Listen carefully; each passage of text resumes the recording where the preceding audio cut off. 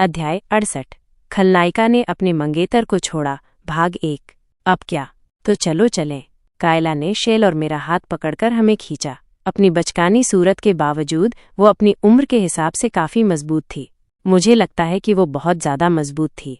Shell Kayla की ताकत के आगे बेबस होकर घसीटती चली गई और मेरे पास भी कायला का पीछा करने के अलावा कोई चारा नहीं था।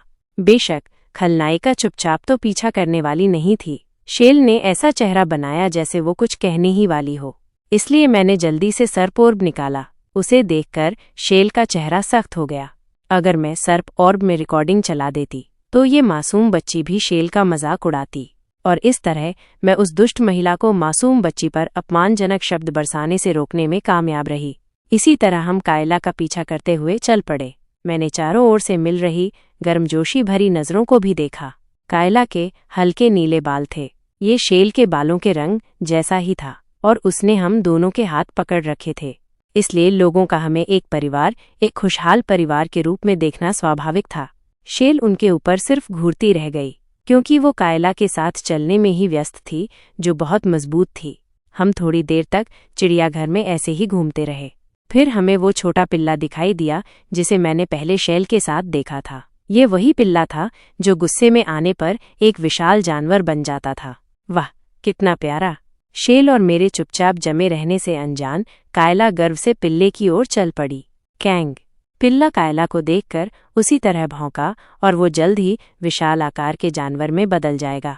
मैंने कायला को ऐसा होने से पहले ही कह दिया। कायला, पहले दूसरे जानवरों को देखना कैसा रहेगा। मेरे बगल में खड़ी शेल भी अनजाने में अपना सिर हिला रही थी, लेकिन कायला नहीं रुकी। उसने पिल्ले को सहलाना भी शुरू कर दिया।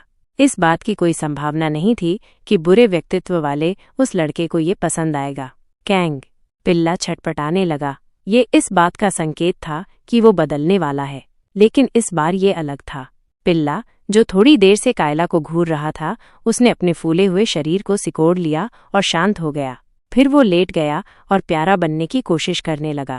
कौ कौ, अच्छे बनो, दयालु बनो। क्या वो जानवर लोगों में भेदभाव करता है? वो मेरे और शेल के सामने बेरहमी से जानवर में बदल गया, लेकिन इस बार वो प्यारा बनने का नाटक करने लगा। शेल चाहे उसे कितना भी घूर ले, ये अजीब था। क्या वो थोड़ी देर पहले कायला पर भौंक नहीं रहा था? वैसे भी ये सौभाग्य की बात थी। अगर पहले वाली स्थिति हो जाती तो कायला रोने लगती। ये प्यारा है, तुम क्यों नहीं आ रही हो? कायला ने शेल की ओर देखकर पूछा।